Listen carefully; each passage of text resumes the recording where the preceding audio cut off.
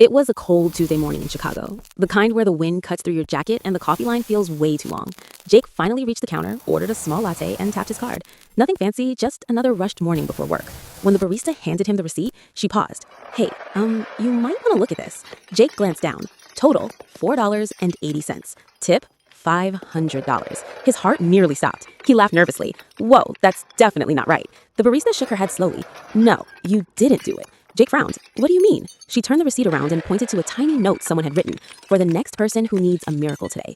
Jake blinked. Apparently, the guy before him had paid for his coffee, then left a massive tip with that message. The barista leaned closer and whispered. He said if someone looked like they were having a rough morning, give it to them. Jake stood there in silence. Because that morning, he was having the worst day of his life. He'd just been laid off. Rent was due next week, and he hadn't told his family yet.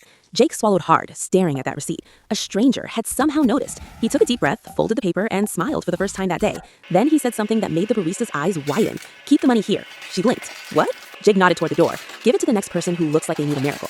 Because sometimes, kindness doesn't just help one person, it starts a chain reaction.